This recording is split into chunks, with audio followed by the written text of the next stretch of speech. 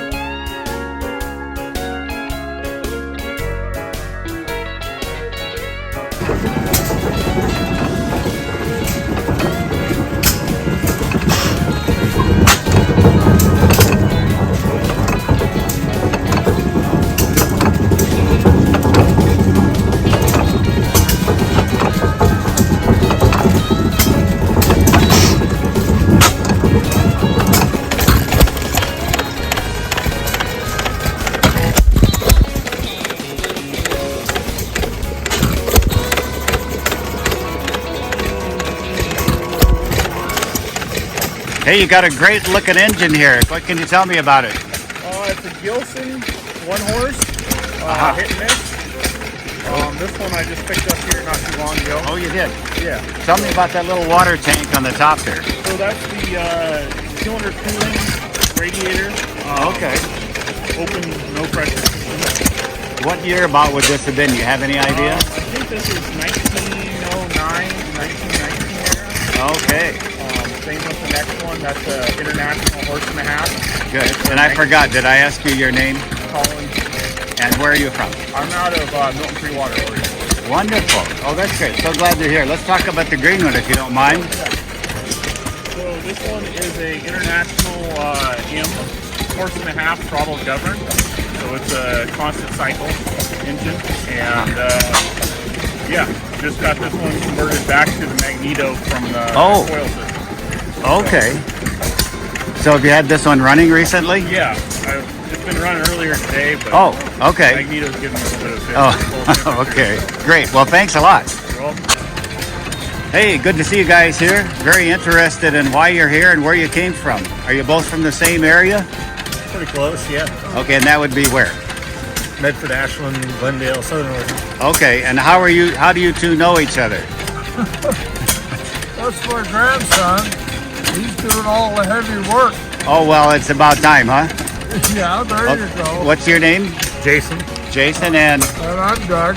Doug? Yeah. And I see you've got some of your stuff here running today. Can you tell me something about this engine? Well, I talked to the lady whose husband owned the sawmill that this was part of their conveyor system. Oh, okay. And because it had such a load on it, they run water through the water hopper from the creek, and that would keep it cool so that it would not get too hot. Okay, so is this the water hopper here you're talking Right about? up in there. Yeah. Okay. Wow. And have you guys worked on this engine together, or do you just go around and demonstrate it, or what's I don't know that we've worked on that particular one. But okay, but you got a worked few. on a lot of them. You got a few engines at your place, is that right? Yeah, about 25 probably. Wow. Yeah. And I see. That green one down there got rained on all night last night, so I don't want to run. So Okay. I'll have to go home and go in the shop. So it's got taken a vacation day. Yeah. There you go. So I'm going to walk down here with your grandson and ask him to tell me something about that green one. Okay. So this engine came from a friend of ours Uh-huh. who passed away a couple years ago, Okay. and he went all over the country finding parts for it. Wow. After he passed away, we got his widow insisted that we ended up with it. And, How nice. it was broke. Uh-huh. Had to do some weld repair on it. Oh, man. But we had it up and running. It kind of wants to run, but not very well today. Okay. Water. Yeah. And this attachment you have here, would that be typical that an engine like this would be hooked up to something like this? I suppose you could hook it up to They were anything. meant to power anything that your modern small gas engine or electric motor would run nowadays. Okay. And similar to this device back here, what can you tell me about this? So this would be a powered hacksaw for cutting your metal for whatever Oh, yeah. you were building. And again, these were, some of these were electric motor powered. Sure. This one's been, I don't know if this one originally was electric, but it's running off of this thing now. Sure. That'd save a lot of elbow grease over Yep. the years when you've got something like that going. Well, thank you so much. I appreciate you telling me about this stuff, and it was great to meet you. Sure. And to meet your grandfather, too. Yep. Thanks. Yeah, thank you. Hi there. Hi, What's your name? Scott Denman. I'm from Hillsboro. From Hillsboro. Okay. And you're out here with quite an outfit. Can you tell me something about what you got here? It's a Fuller and Johnson pump engine and a red jacket pump that are set up to work together. Okay. These came out in about 1910 and they made them into the 50s. Wow. So you're going to give it a pull and see if it gets going here? Well, we'll see what we can do. Okay.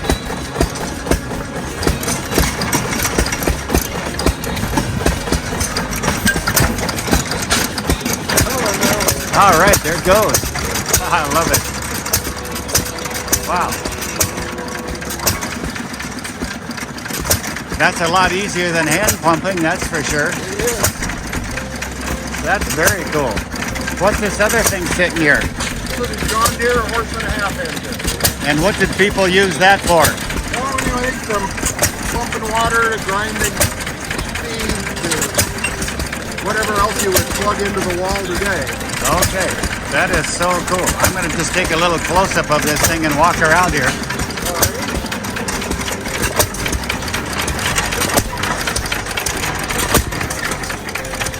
Hey, thanks a lot for sharing. I appreciate it. Hi there. What's your name? I'm Josh. Josh. Oh, I see you have a name tag on. That's cool. You've got some great-looking stuff here. Can you tell me something about what we're looking at here? This is an old water pump that I got from my grandpa. Oh, cool. Put it together, put this engine on there, and Wow. got it all up and running this year, and hooked up with Mike and Tom and them, and Yeah. they got me into this and doing the shows. Did he have this on a farm or in a backyard somewhere? I don't actually, I never actually got to meet him. Okay. He passed away before I was Okay, ever- but you inherited and got it going. Yep. Do you know the name of the engine itself? This is silver. Okay, I'm going to walk down here and take a look at it and get a closer look.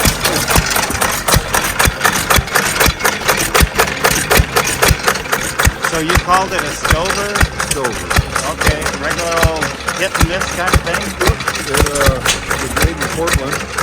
Okay. I think it's around the 1919 or something like that. Wow. 1914 or something like that. Somewhere out in there. Well, that's really cool. Thank you for sharing that with me, and you'll be on a video one of these days. There you go. Hi there, what's your name? My name is Bruce Hepler. All right, and can you tell me about this engine you got here? This engine is the first antique engine that I acquired, and I was a teenager when I got it. Wow. And it's in Berkeley, California, and it was in the backyard of a large house that was probably built in 1900, and they were wealthy. It was a big house. In the backyard was trampolines, monkey cages, and a giant playhouse that was built to look like a boat. And in the basement part of the boat, because you could walk into it, there was a little boiler in this engine. And if you went upstairs in the boat, there's a pilot house with a steering wheel and some other nautical stuff. And I knew about it when I was in grade school, actually, because there was a friend of mine that lived on the other side of that, and this was the shortcut through this backyard. But when I was in high school in band, it turned out this other guy in the band lived in that house. And I found it, you live there? Is that boat still there? Is that steam engine still there? Yeah. You want to sell it? You have to talk to my dad. All right. So I went, got the courage up to talk to his dad. And he goes, well, you know, that's pretty old. And they don't make those anymore, so it's probably worth some money. So I think I ended up giving him $100 for it. And he was okay with that. Which was a lot of money back then. Oh, I know. And, it was really rusted. At that point, it was rusted up. It didn't turn over. It was frozen. So I said, you know, it's not doing it any good here. It's only getting worse. I can fix it and make it go again. So he sold it to me. The little stud that holds the heads on, when I went to unscrew the nut, the studs all splintered, which tells me they were wrought iron, not steel. Right. Which helps date it to being very old. Right. Probably made in San Francisco. There was foundries and machine shops in San Francisco starting in the 1850s because they were making mining equipment. Wow. So probably made in the shop there. I wish they'd have put their name on it somewhere, but they didn't.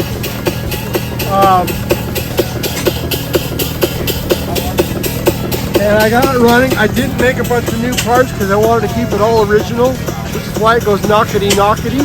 Right. And I may, at some point, remake some parts so it's quiet, because it should be absolutely silent. But it's a cute little engine. It really is. I'm And impressed. you know, I knew if I brought it, I could load it on their boiler, and I probably wouldn't use too much of their steam. That's super. Well, thanks so much. I appreciate it. Hey, thank you very much.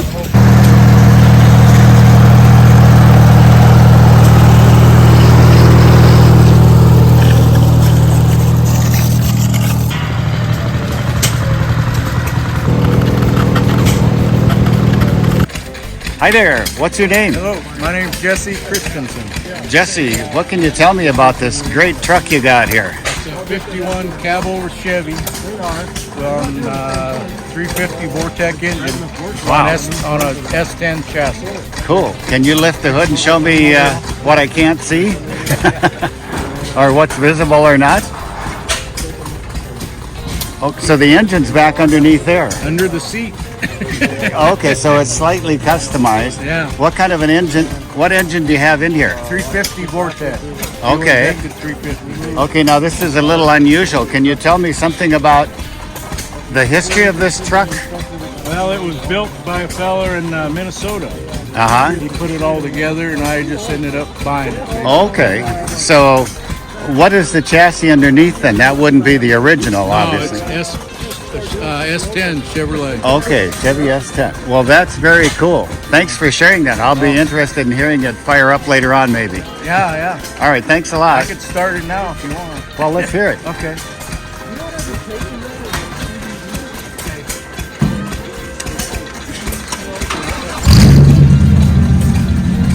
That's got a nice rumble to it. That's very cool. Well, thanks a lot. I appreciate it. Thank you. And we'll see you around the grounds here.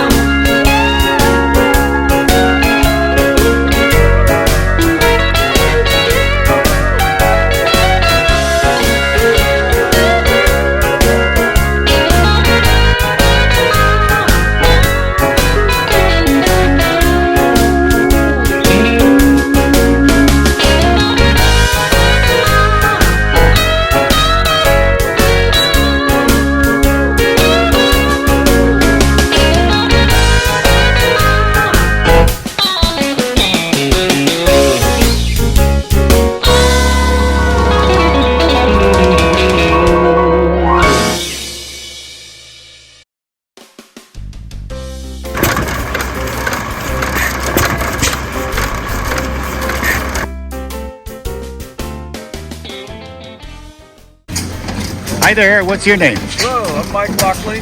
Okay, I remember you from some previous years with a lot of different engines, but here's one I haven't seen before. What can you tell me about this guy? This is a little one-horse International Tom Thumb. Wow. Little air-cooled engine. It looks like it's brand new, so you must have done a little painting or cleaning on it? Well, actually, when I got that engine, it was just in pieces, and my dad Really? restored it for me. Wow. It's got all new Babbitt and machine work, and everything's been redone on it. So did you kind of get into doing this stuff with your dad, or did you start it and he got in with you? No, he was into old cars and airplanes. So Wow. I'm the one that kind of got into the engines and tractors. That's so cool. Well, speaking of old cars, you've got something behind you here that looks familiar. Can you tell me about it? My 1918 Model T touring car. Okay. Did you find it in this area? I did. It's been in Bend for 75 years of its life that we know, just from the paperwork and stuff that was under the back seat when I bought it.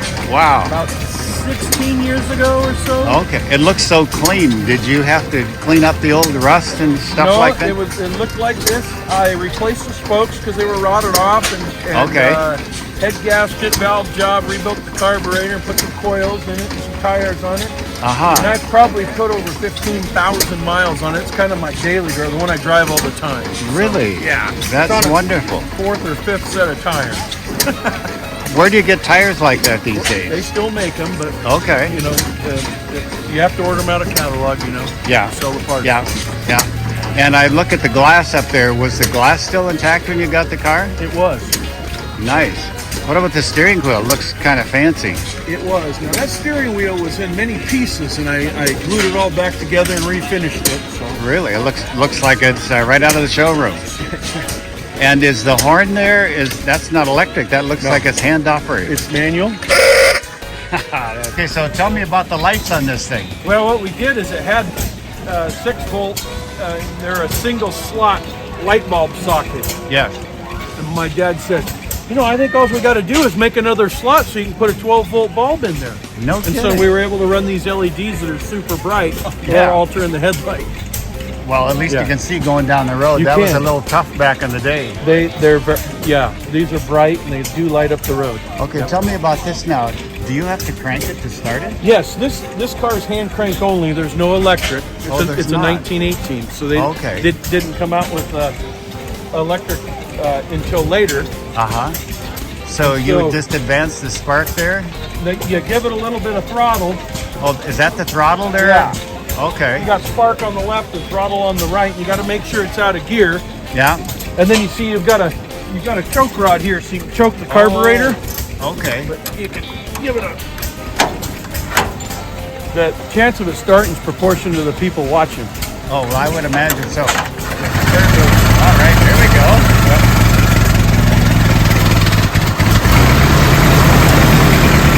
That runs so smooth.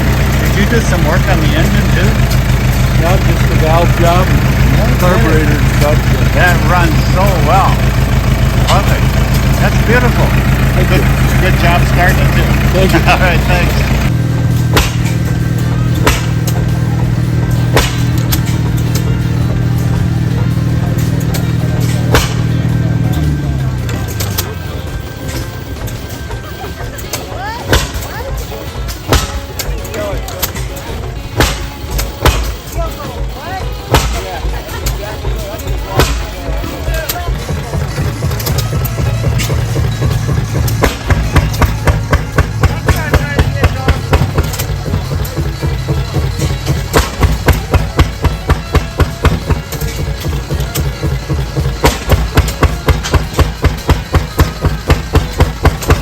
Here, I love this engine. Can you tell me something about it? But first, tell me your name.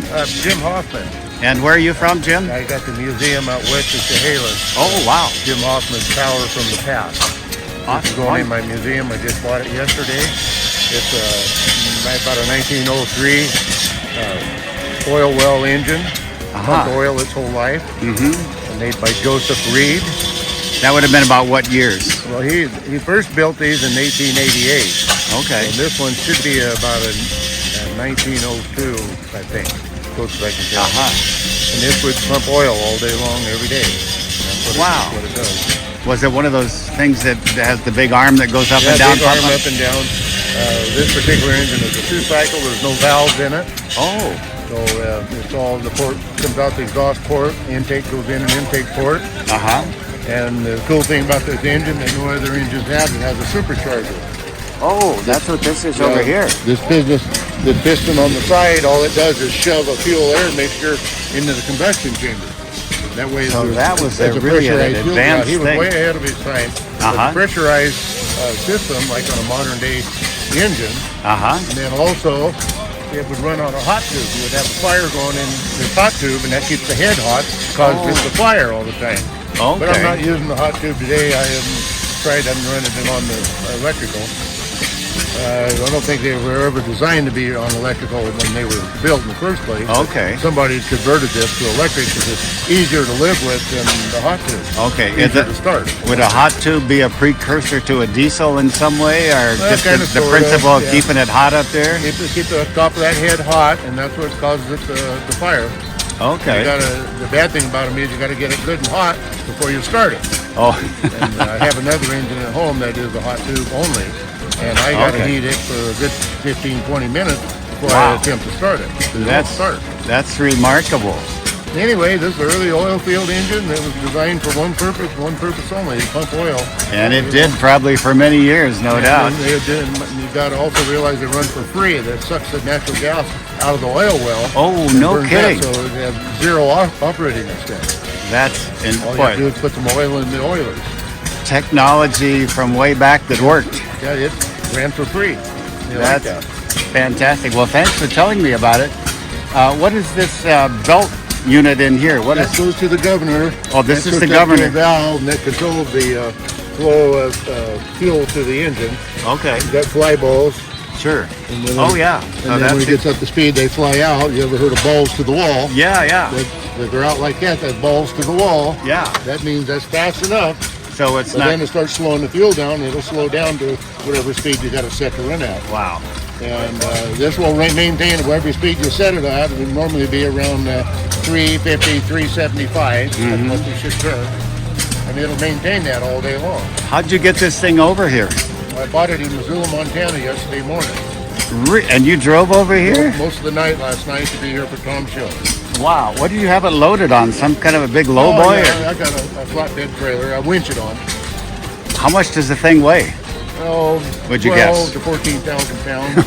Oh These my wheels goodness. go up and down hydraulically. After you get it on the trailer, you Oh, I you see. loosen up these valves, and this thing will sit right on the trailer bed. That way, it's not on the wheels anymore.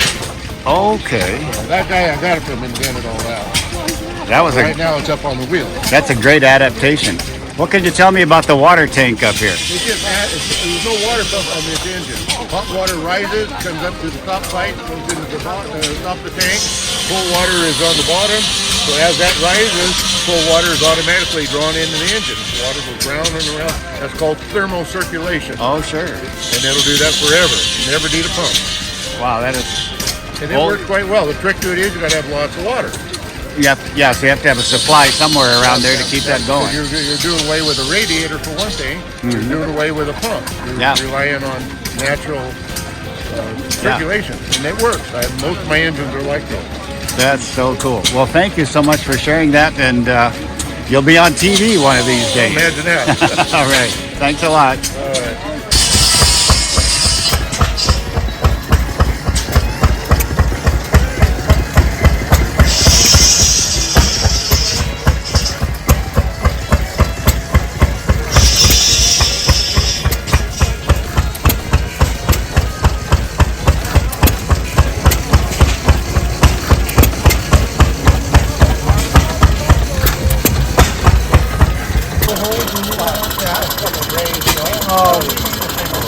It seems kind of simple, but it's rather complex. No, it's not really, you know, and your tolerances, I mean, few thousandths of an inch. To You know, get if it it's right. a little loose, it's going to be knocking. Yeah, But, yeah, it's, that's very cool. When did you make that one? huh? When did you put that one together? I was still in California, so that would have been, I'd say 8 years ago, 7 years ago. Cool. It sits in the living room on a little low piece of furniture by the piano.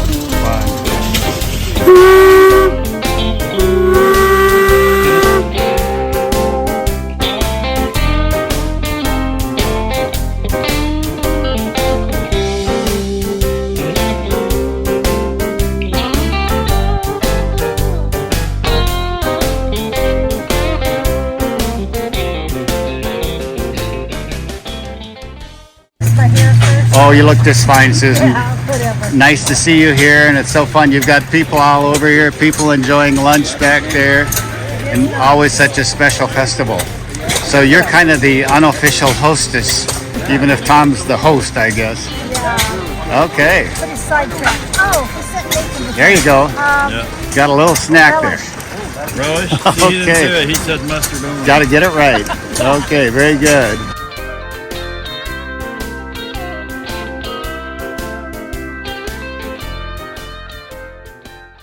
Hey, I'm doing fine, and you're doing okay? Yeah, And I am. What are you putting together there? Car for this upcoming race of Tom's. Wow, that looks like some pretty fine work there. It'll turn into this. Oh, cool. That's great. It's called Super Stalkers. I got the other day, the guy said, Dad, you need this. You're more into this than I am. I gotta show it to you. And so he showed me one of those sprinklers in the box. Never been taken out. I said, well, what do you want? Oh, you can have it. Wow. Have you got it around here? Where is it? It's in the other room here. Oh, I'd like to see it. Well, let's go. All right. What do you got there, Tom? This is one of those traveling sprinklers that's brand new. In the box? In the box.